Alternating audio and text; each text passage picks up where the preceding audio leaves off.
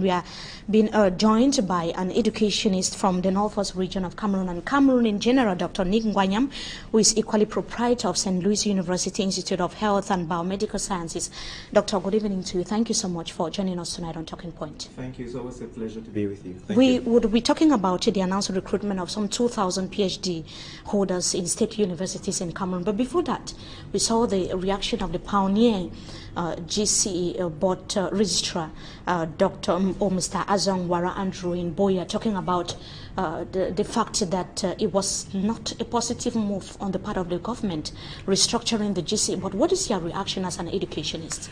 There is need to restructure always. There's always need to improve. If you are restructuring with the intention of improving, it's always welcome. And we really need to be restructuring a lot of things in Cameroon, not just the GCE board. But what I have to say is that I have to make a general statement here. We might find time to elaborate on it. Certainly. Yes, the education in Cameroon is not the best. Whether it be Anglophone education as we see it, or Francophone education, you know, developed nations have gone past what we are doing. And therefore, this argument about the GCE board and what has been done and what that's not even that's not even where we should be at this material moment. What we should be doing is finding out nations like Finland, South Korea, that whose private sector is well developed because of their educational system. What are they teaching their kids? And that's what we need to be doing, so that we can generate jobs for our children. With the kind of education we've had, you've seen that children leave universities or whatever and are riding Okada. There's no reason to go to a university to ride Then you're talking Okada. about educational reforms. Yes. But the GCE board here has a cultural, it has a background, an Anglo-Saxon background. Yes, there might be which an has been tempered on according to some education stakeholders. That's right. I'm saying there's an Anglophone, there's a cultural thing to it. Certainly. But if we go to Britain is not doing it like that. Okay.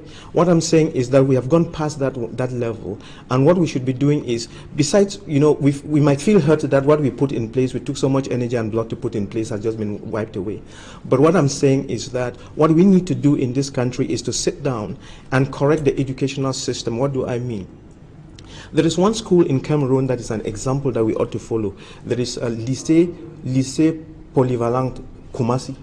That's it. We need to come back to the concept of comprehensive colleges. Mm-hmm. This issue of grammar colleges and technical colleges and so on is not working. We need to come to a place where we bring all the best practices together and craft a school system that actually comes up with children who understand things and know how to do things and can solve problems. That's the way we need to go. You can ask yourself the question. For the past 30 years, we've been having children graduating from Sacred Heart, CPC Bali, all these schools with 25 points, 20 points. Where are they? When we actually say that education is the basis for development, when we go to the northwest and southwest, we want to see that development on the ground. It's not there. So something is wrong with our education. When I look at your argument, I'm thinking about a proposal which seems to be talking about the harmonization of the educational system in Cameroon. Am I right, Doctor? Yes, it is harmonization, but the way the people have been thinking of harmonization is wrong. Harmonization doesn't mean that you just take what is Anglophone and Francophone and fuse it together and call it No,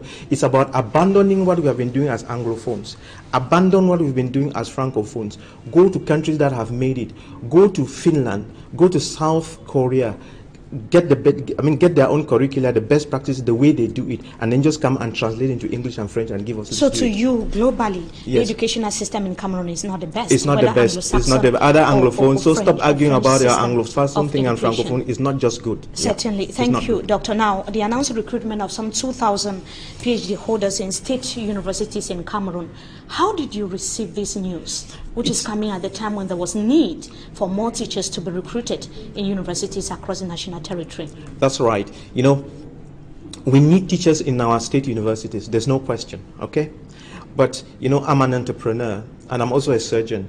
When a surgeon wants to work, he makes a good diagnosis and then he goes right ahead and then cuts out the disease and throws it away. So we need to actually make a proper diagnosis of our universities. Yes, we need teachers, there's no question. The question is, what kind of teachers? For what end? It's not just about recruiting 2,000 teachers, I don't know of what, but we need to actually redefine our educational policies and whatever we are doing, even at the university level. What are we training the children for? Which faculties do we need? The faculties that we have now all over the whole place, do we really need those? Are we training children who can solve problems, or we are creating more problems? As an educationist, yes, the recruitment of 2,000 PhD holders in state institutions in Cameroon, universities, is that what our universities in Cameroon need today? No. You need, yes, you even need 2,000 or 4,000, but they should be of STEM extraction, science, technology, engineering, and mathematics. And they should be able to teach and train our children to fit into industry and make things happen. When you just train people and just give them certificates and I don't know what, and they cannot solve problems, that is the problem. And that's what we've been doing for 60 years, and that cycle must break. Tell us about some of the problems, the pertinent problems plaguing universities, lecturers in Cameroon today.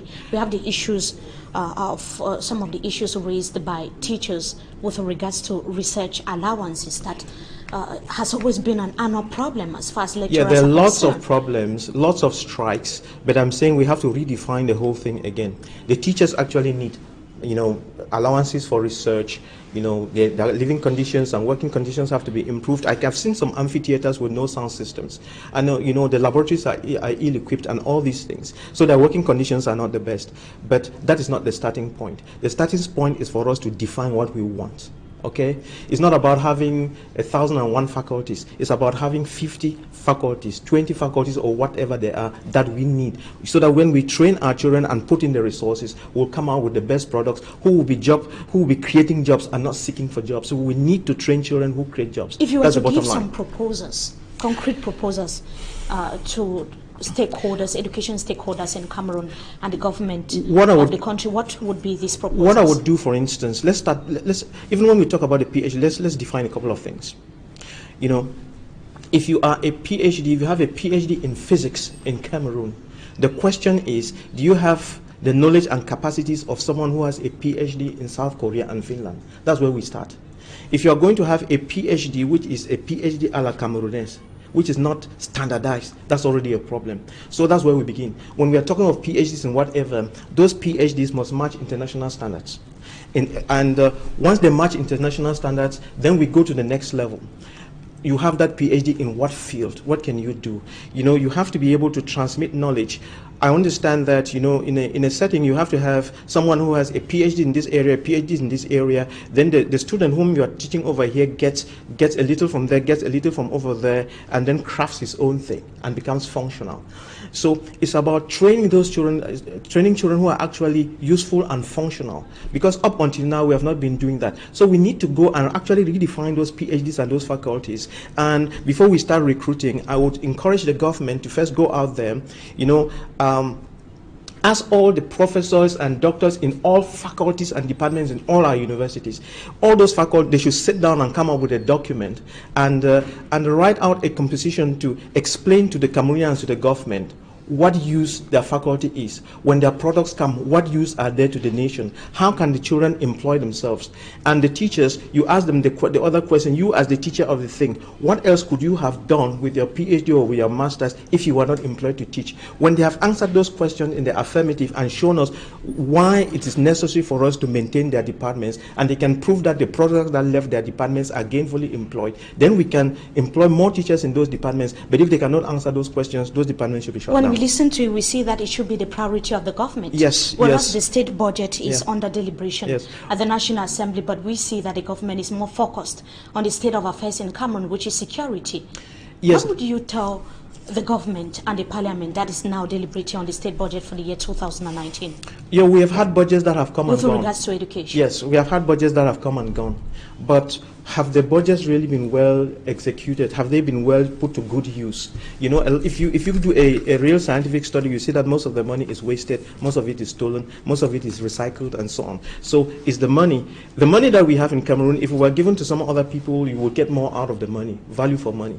So we need to actually do this kind of study so that we put money where it's necessary, follow it up to the letter, and make sure that it yields fruits. A lot of people, like they're doing the budget now, a lot of people are just sitting around and trying to figure out, oh, how much money was added to my budget, how much am I going to steal? So we need to work on that and then get it straight. Thank you so much, Dr. Nick NGWANYAM, for joining us tonight on Talking Point. We hope to have you some other time again. Of course, you will be guest on the Inside this week. Yeah, that's right. Thank you for joining us. It will be a pleasure. Thank you. That is Dr. Nick NGWANYAM, an educationist there, joining us in this edition of the 6 p.m.